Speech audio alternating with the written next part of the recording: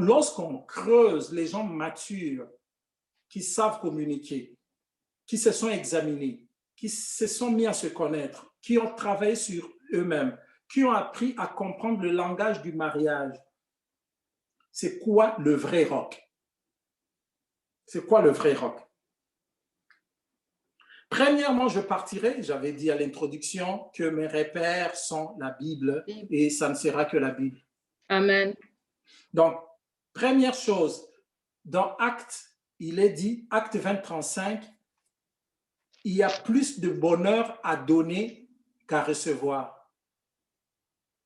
Les hommes matures, les personnes matures entrent dans le mariage pour donner, pas pour recevoir. Pourquoi? Parce qu'il y a plus de bonheur à donner qu'à recevoir. Si tu ne fais que recevoir et que tu n'es pas prêt à donner, dans le mariage, tu seras la personne la plus triste. Parce que, comme on ne te donnera pas tous les jours, donc tu vas rester sur on ne m'a pas donné, il n'a pas fait ceci, elle n'a pas fait ceci, donc tu seras la personne la plus triste. Par contre, donner, lorsque il y a plus de bonheur de donner que de recevoir, chaque fois que tu vas donner, tu es heureux. Amen. Ça veut dire que chaque fois que je vais donner un cadeau, chaque fois que je vais donner un bisou, chaque fois que je vais donner du temps, chaque fois que je vais donner mon corps, chaque fois que je vais donner l'attention, chaque fois que je vais donner mes biceps, chaque fois que je vais donner, donc chaque fois que je vais donner, je serai le plus heureux parce que ça va toujours être pour résoudre un problème ou pour mettre l'autre partenaire à l'aise. Ça, je dis pour l'homme, c'est pareil pour la femme, n'est-ce pas? Oui, c'est pareil pour la femme et ça demande beaucoup de volonté aussi. C'est du travail, hein, donner. C'est vrai que ça fait toujours pas plaisir. Parfois, c'est un pardon qu'il faut donner et vous savez que la personne ne mérite pas ce pardon. Vous le savez. Nous sommes là mariés. Tu sais que cet homme ne mérite pas mon pardon ou tu sais que cette femme ne mérite pas mon pardon. Ça marche. Mais tu le donnes quand même. C'est pour ça que nous disons bâtir sur le roc parce que les principes ne seront plus nos principes à nous. Ça va être les principes du roc.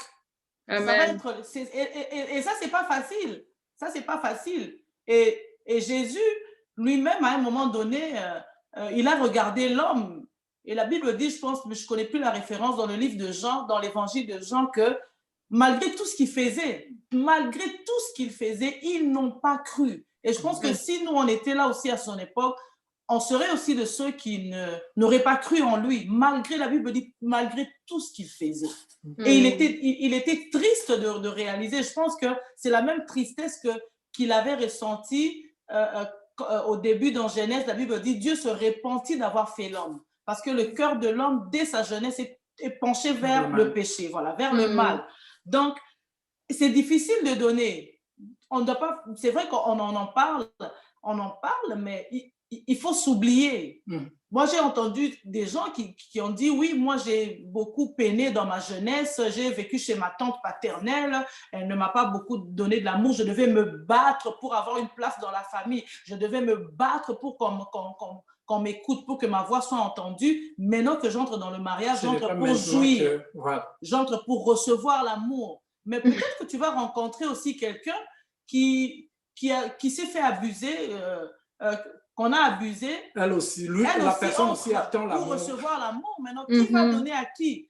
Je pense que vous êtes deux personnes qui attendent de recevoir. Exactement. Voilà. Donc, personne n'est prêt à donner. Vous rentrez, la personne n'est prêt à donner. Tout le monde a des décisions de recevoir. Eh bien, je ne sais pas ce qui va arriver, mais c'est vraiment là où c'est difficile, c'est parce que ce sont les principes du roc. Ce ne sont pas nos principes à nous. Ce n'est pas le modèle qu'on a vu chez nos parents. Et voilà, donc c'est pas facile. C'est pour ça qu'on dit que c'est pour ça qu'on dit que c'est pas des enfants, parce qu'un enfant fournit un effort pendant un moment et puis il lâche. Je vois avec mon garçon, il a 6 ans, quand il a fourni un effort, il n'arrive pas et même il pleure. Oh, c'est parce que j'arrive pas à faire ça. Et je lui dis non, quand tu n'arrives pas, essaye encore jusqu'à ce que tu y arrives. Mais il y a des personnes qui ont qui sont sortis du mariage juste parce que plus capables de faire des efforts, plus capables. Or, donner, c'est ça. Continuer à faire des efforts, même sachant que l'autre ne mérite pas. Et souvent, nous ne méritons pas ce que l'autre nous donne. Souvent, que ce soit la femme, que ce soit l'homme, nous ne méritons pas. Nous ne méritons pas. Et vous savez que dans un couple, il y en a toujours un qui fait des sacrifices plus que l'autre. C'est jamais à part égale. Si on est honnête envers nous-mêmes, là, on va voir que ce n'est jamais égal. Il y en a toujours un qui fait toujours des sacrifices plus que l'autre. Bon, on ne va pas entrer dans les polémiques pour savoir si c'est la femme qui fait les sacrifices. Mais ça dépend des saisons, hein. Il y a des saisons. Oui, c'est les saisons. Par rapport aux saisons.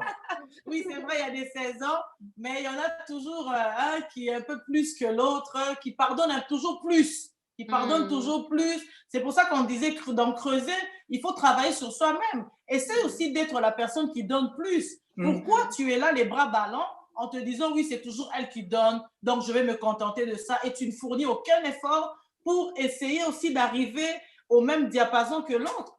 Parce que c'est difficile à la fin, mais c'est beaucoup de bonheur à donner. Mais je voulais juste souligner que ce n'est pas facile de donner. Parce que ce n'est pas les principes de la chair, mais c'est vraiment les principes de l'esprit. Les principes du roc. Et donner, c'est aider l'autre à arriver. Accepter les changements. Je donne un exemple. Joël a parlé ici d'une personne qui a vécu un passé assez difficile et pour la personne, on ne lui a jamais dit « je t'aime ». Donc cette personne-là, pour elle, pour se sentir aimée, il faut qu'on te dise « je t'aime ». Donc lorsqu'elle n'aura jamais entendu « je t'aime » en dehors du premier jour du mariage, pour cette personne-là, le conjoint ou la conjointe ne l'aime pas. Mais ça, c'est une personne qui se comporte en attente de recevoir parce que c'est dans sa tête et dans son raisonnement que je t'aime, si on te dit je t'aime, est signe d'amour. Alors, pour démontrer effectivement que et être en même diapason que ce qu'il y a dans ta tête, c'est toi qui dois dire à l'autre personne je t'aime parce que c'est dans ton intérieur que le fait de dire je t'aime est preuve d'amour. Donc, montre ça à la partenaire ou au partenaire en lui disant chaque fois je t'aime, je t'aime, je t'aime. Et un jour, lui commencera à le dire. J'espère. Bien sûr. Bien sûr, parce que si tu ne le fais pas, tu vas attendre et tu seras le plus triste dans le mariage. Deuxième fondement, le roc sur lequel se pose le fondement. Il a tant aimé, Jean 3,16 nous dit, il a tant aimé qu'il a donné. On n'a pas dit qu'il a tant aimé qu'il a attendu. Non, qu'il a tant donné et aimé qu'il a donné. En fait, là encore, l'amour maximal, extrême, l'amour full, si je peux dire, l'amour avec un grand A, donne. Dieu a tant aimé le monde qu'il a donné. Il n'a pas attendu autre chose. Il n'a rien attendu des hommes ou quoi. Tant aimé qu'il a donné. Ça encore, on rentre dans le principe des données, le principe du roc. Troisièmement, Éphésiens 5,9 et Jean 3,16 encore, il a pris notre place. Lorsque j'ai dit il y a plus de bonheur à donner, j'avais dit c'est aussi de prendre la place de l'autre. Dans notre raisonnement, ça va toujours être moi à sa place, qu'est-ce que je ferais? Est-ce que moi à sa place, je tolérerais qu'on me parle ainsi? Moi à sa place, est-ce que je supporterais de telles injures? Moi à sa place, est-ce que je lui demanderais de faire encore 100 pas ici? Lorsque tu as le temps de prendre la place de l'autre, c'est vraiment les fondements aussi, le roc sur lequel le fondement de ta maison, du mariage va s'appuyer. Prendre toujours la place de l'autre. Amen. Ça nous enlève d'être égoïste. Parce que le mariage, ce n'est pas pour les égoïstes. C'est vraiment pas pour les égoïstes. Parce que sinon, si tu es égoïste, reste seul. Et fais ta séparation des biens seul. Fais tout seul. Mais lorsqu'on se met ensemble, on est mature, on se met ensemble et on prend la place de l'autre. Quatrièmement, ne pas se nuire soi-même. Est-ce que je peux apporter une contribution, s'il vous plaît? Alors, je voudrais intervenir en contribuant en disant que dans le processus de donner, en fait, il faut véritablement être bien rempli de l'amour de Dieu intérieurement afin de pouvoir donner. Cela nous prend de connaître notre identité en Christ et de savoir que il y a personne qui pourra nous remplir, nous faire du bien si ce n'est pas notre Dieu, afin de pouvoir véritablement donner à l'autre. Sinon, vraiment, avec tout ce que nous avons reçu de nos parents, il y a toujours quelque part une frustration qui vient surgir et cela fait qu'on n'est pas vraiment totalement en harmonie. Mais quand nous acceptons qu'il n'y a que Dieu qui peut tout et qui nous aime d'abord en premier et qui ne nous abandonnera jamais, mais qui peut tout combler en nous, c'est un peu comme ça nous permet vraiment de prendre l'autre comme nous. Amen, amen. Amen. Amen. Amen. Et exactement ce que tu as dit, Edwige, c'est tellement vrai, parce que les fondements que le roc sur lequel se reposent les fondements, tous les principes que je suis en train de donner, on verra à la fin, ça correspond à qui ça correspond exactement. Donc, donner plus de bonheur, tant aimer, qu'on donne, lorsqu'on aime, on donne. Prendre la place de l'autre pour comprendre ce que l'autre subit, ne pas nuire à soi-même. Lorsqu'on se marie, on se marie pour le bonheur du couple. D'ailleurs, la Bible le dit, c'est pourquoi l'homme quittera son père et sa mère et s'attachera à sa femme. Les deux deviendront une seule chair. Une seule chair. Dites-moi, est-ce que tu peux nuire à ta propre chair? Les seules personnes dans le domaine de la santé qui nuisent à leur propre chair, c'est les personnes qui ont des problèmes de santé mentale. Quelqu'un qui est complètement déprimé va se suicider. Ça veut dire qu'il est malade, la personne est malade. Mais personne ne peut nuire à son propre corps. On en prend tellement soin. Comment ça, si on n'a pas ces principes de roc, ça peut juste passer dans ma tête à un moment que je dois nuire à ma conjointe. Ou bien elle pensait qu'elle doit me nuire. Il va voir, ou bien elle va voir ce que je vais lui faire. Parce qu'on n'est pas prêt à nous faire du mal nous-mêmes, ce n'est pas possible. Donc, comme la Bible dit que nous devenons une seule chair, lorsque quelque chose arrive, l'idée de nuire à la partenaire ou au partenaire, ça ne peut pas venir du fondement du roc. Vous pouvez entendre même les gens dire « Ah, elle commence à devenir têtue, hein, qu'elle perde seulement ce travail-là. » Comment tu peux vouloir nuire à toi-même? Tu peux? Amen. Donc, c'est un fondement, comme Edwige disait, des modèles qu'on a vus chez nos parents qui amènent des frustrations, des modèles qu'on a vus dans la société, des modèles qu'on a vus ailleurs, mais qui n'est pas le vrai fondement sur lequel nous devons vraiment nous baser. Et après ça, je dirais ceci, parce qu'on est en train d'aller jusqu'à la fin là, le fondement est attaqué à plusieurs niveaux. Ce fondement dont je viens de citer là est attaqué, donc le fondement du mariage est attaqué à plusieurs niveaux. Premièrement, le modèle. On a tellement de modèles biaisés. Les modèles du mariage, on en a des biaisés. Chez nos parents, si eux, ils n'avaient pas le modèle bâti sur le roc, c'est biaisé, je vous dis. En Occident, ce qu'on vient de trouver, parce que d'autres vont se dire, ah, moi j'étais chez moi, c'est en Côte d'Ivoire, mais maintenant je vis à Paris. Depuis que je vis à Paris, je vais vivre comme ici. Je vois, c'est biaisé pareil, parce que c'est pas le même, c'est pas le rock. D'autres vont se dire, ah non, c'est plutôt en Suède où le modèle n'est pas bon, mais je pense que les Brésiliennes, c'est bon. Biaisé pareil, parce que le modèle n'est pas par rapport au rock. Et le modèle n'est même pas par rapport à Aimé et Joël. Donc, si quelqu'un nous prend comme modèle, comme le seul modèle des modèles, c'est encore biaisé. Parce que le jour où il verra ma faiblesse, il va se dire, ah, mais je croyais que, je pensais que.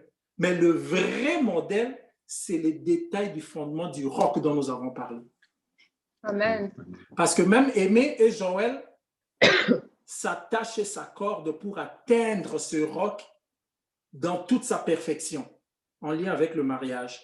Donc, les couples que vous voyez, Emmanuel et Joël, qui ont ce ministère, ils ont cheminé dans ça. Donc, le vrai modèle, c'est vraiment le rock. Et l'autre, ça peut être des choix. Ouais, des choix. Tu parlais des critères, des choix. Mauvais critères. Les mauvais critères dans les choix. Parce qu'il y a...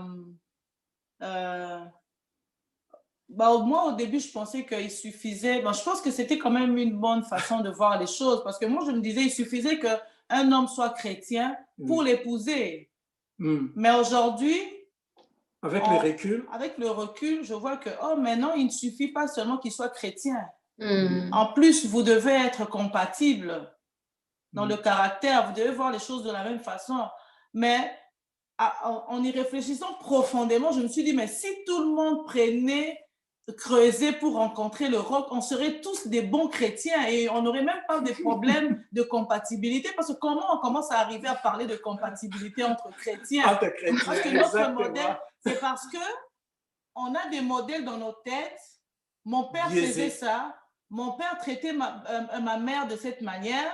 Moi, je connais des hommes. Il est assis dans son salon ou à la salle à manger. On le chrétien, sert, responsable à l'église. on le sert la nourriture et puis il trouve qu'il n'a pas de l'eau sur la table ou il n'a pas le piment. Il crie de l'eau. Bon, ça c'est encore bien parce que je le dis en français. Mais là, j'étais présente, il parlait en lingala. Il est de l'eau, pili pili. Donc c'est comme ça. Mais là, il n'a pas d'esclaves chez lui. Et à cette heure-là, tous les travailleurs étaient déjà rentrés chez eux à la maison. Donc, il s'adressait à sa femme. Maï, pili pili. Il demandait de l'eau et puis il demandait le piment. Mais c'est comme ça qu'il le faisait. Peut-être que c'est un modèle qu'il a eu. Bon, chez une personne, ça peut passer parce qu'il y a des gens qui ont quand même la capacité de supporter beaucoup. Et puis, chez d'autres, ça passe pas. Mais on est tous chrétiens. On est tous chrétiens. Désolé, il y a des chrétiens qui sont insolents, qui sont impolis. Aucune formule de politesse, rien du tout. Là, on va vraiment dans les choses pratiques. Des gens qui ne savent pas parler, mais c'est un chrétien, il parle en langue. Il parle en langue. Oh oui, oui. Donc, c'est ce que j'étais en train de dire. Donc, si le critère de la fille était que c'est parce que c'est chrétien qui parle en langue, mais arrivé à la maison, le monsieur est tellement brutal. Tellement brutal qu'on se demande même le Saint-Esprit va où à ces moments-là. Donc, à ce moment-là, on commence à se questionner. Le questionnement est réel en disant comment, parce que si le modèle est le rock, moi, je dois être comme le rock, la partenaire comme le rock, on devait atteindre à un certain moment avec le même format. On devait atteindre presque le même moule.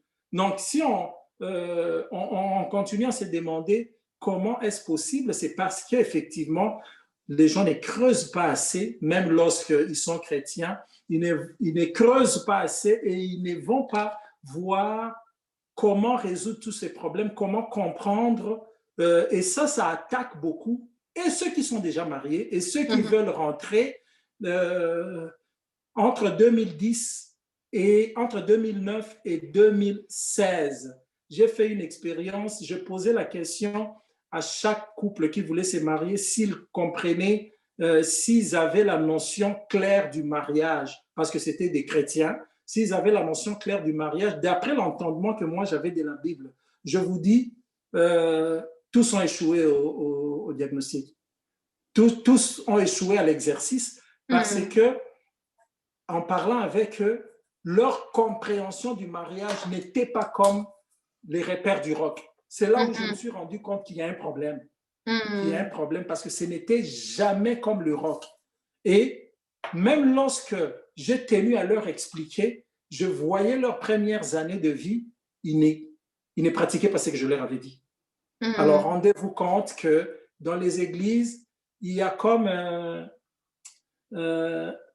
certaines églises, 3 jours ou une semaine d'enseignement sur le mariage avant que les gens ne se marient et puis ils se marient.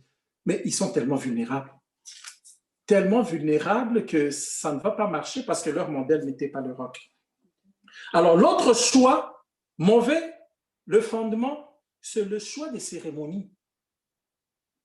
Cérémonie de mariage, ça veut dire tout ce qu'il y a comme pratique tout autour. Il y a certaines cérémonies qui sont incompatibles avec les modèles du rock. Je donne un exemple. Dans une tribu au Malawi, les femmes,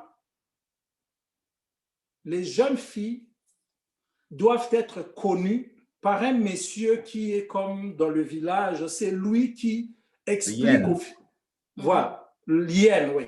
C'est lui qui explique aux femmes, non pas seulement il explique, il pratique avec les jeunes filles comment elles doivent se comporter au lit. Une telle pratique, oui, et puis vous vous mariez. Mais c'est déjà un fondement qui est tellement biaisé que ça ne marchera pas. Ça ne marchera pas, comme Joël dit, c'est la sorcellerie. Donc, ça ne marchera pas. Dans d'autres, c'est des pratiques telles que moi, j'ai vu les gens, une amie ici, le jour de son mariage, comme on dit là, on va enterrer. Vous connaissez, enterrer la vie des jeunes filles. En enterrant la vie des jeunes filles, on appelle un médium, et pour que le médium parle un peu de ce que sera le mariage et tous les autres. Et il joue, et le médium a fait aussi sa facture, et ils ont payé. Mais les médiums, non, des bases comme ça, c'est des bases hors fondement. D'autres bases, c'est les genres de cérémonies. Les gens vont, on va faire la dot. Chez nous, la dot, c'est fait comme ça. Oui, on doit égorger, je ne sais pas, une chèvre. On va faire des ablutions, on va jeter les sangs par terre. C'est comme ça que ça s'est fait pour que les gens se marient. Mais c'est des pratiques qui n'ont rien à voir au fondement. Pour ceux qui n'ont pas encore fait, il ne faut pas accepter. Pour ceux qui l'ont déjà fait, il faut renoncer. Parce que c'est des pratiques qui n'ont rien à voir avec les fondements. Deux fois, il y en a qui sont mariés, bien mariés, sont partis à l'église, mais ceux qui les réclament, c'est peut-être juste ce genre de pratique qui a été fait alors qu'ils étaient encore ignorants, mais qui les lient, qui lient leur destinée de mariage. Ils se chicanent, ils ne comprennent jamais pourquoi. Alors qu'il suffisait juste de renoncer et puis tout s'arrange. Comme au Cameroun, une des tribus là, lors de la dot, on prend le crâne d'un être humain. Qu'on a déterré, bien sûr. Oui, qu'on a déterré, qui sont allés déterrer dans des cérémonies aussi, en disant des paroles. Alors, ils vont sceller donc le mariage, on prend la dot, et puis pour sceller le tout, ils vont lancer le crâne, et le couple devra courir, et c'est eux-mêmes qui nous racontaient, c'est vraiment une histoire vécue, le couple devra courir pour aller ramasser le crâne. Et puis, il y a quelque chose qui va se passer après, là, et tout. C'est scellé, vous êtes mariés. Oui, c'est ça. Bon, mais après, ils deviennent chrétiens, ces gens-là, et puis, vous voyez bien qu'il y a certains domaines de leur vie où ils n'arrivent pas à s'épanouir, et c'est des choses comme ça, voilà. Donc, on ne retourne pas vers le créateur du mariage pour savoir comment les choses doivent se passer. Or, comme on le disait hier pendant notre petit briefing avec Emmanuel et Joël, le modèle du mariage, de la cérémonie, le seul modèle qui a été décrit, c'est dans le livre de Genèse 24, quand ce serviteur quitte Abraham pour aller prendre l'épouse pour Isaac. Isaac. Voilà, c'est le modèle qu'on a en tout cas. C'est ça le mariage. Et puis après, bon, un serviteur de Dieu peut prier pour vous pour que vous puissiez aller avec la bénédiction de Dieu. Mais en tout cas, et je dirais que je reviens comme la Bible est mon repère principal. Donc, je disais que dans le Nouveau Testament, même dans toute la Bible, on n'est décrit nulle part comment se déroule un mariage à part Genèse 24, comme Joël a décrit. Dans le Nouveau Testament, on ne nous décrit pas. Mais ça, c'est fait exprès par le Seigneur, parce que nous avons tellement de cultures différentes. Il n'y a pas un modèle de célébrer le mariage, soit disons pour les chrétiens ou pas. Pourquoi? Parce que le mariage n'est pas né à l'Église. Le mariage a existé près de 4000 ans avant l'Église. Le mariage a existé avec Adam et Ève. Il n'y avait pas encore l'Église. Abraham n'était pas là. Moïse n'était pas là. Jésus n'était pas là. Paul n'était pas là. L'Église est venue il y a 2000 ans. Donc, le mariage, c'est vraiment autre chose que ce que nous voulons faire qu'il soit. Donc, lorsqu'on revient dans la Bible, on se rend compte que le mariage a existé bien avant et les cérémonies du mariage dépendent des cultures comme Dieu a fait. Mais dans ces cultures-là, les cérémonies doivent être compatibles avec les principes du roc. Amen. On a quelqu'un qui a levé la main, Dali.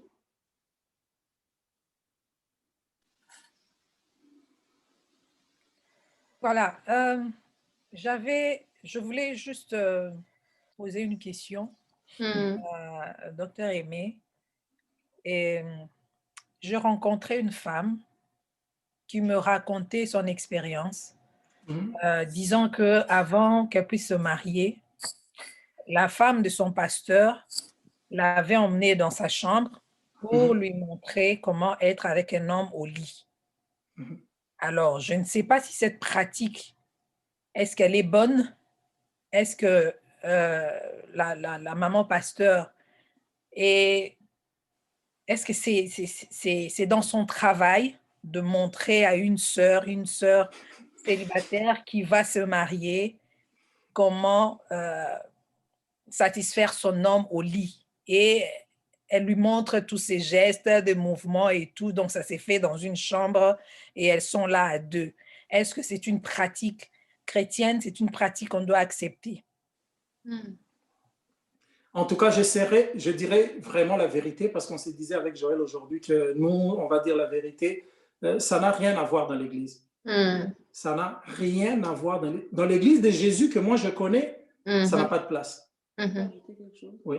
Je peux dire que c'est quelque chose de naturel, vous savez. On n'a pas besoin d'un cours pour ça. C'est comme un bébé qui vient de naître. Dès qu'on le met sur le sein de maman, bébé s'est tété, personne ne lui a appris.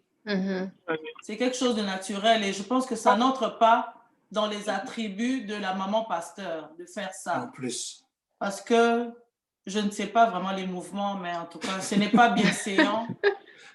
Ça n'honore pas Jésus-Christ. J'ai aussi une petite question. Oui. C'est le frère Olivier. Je vous suivais de loin, mais par rapport à cette question, bon, peut-être aller au lit, ça va un peu très loin à cause de la pudeur.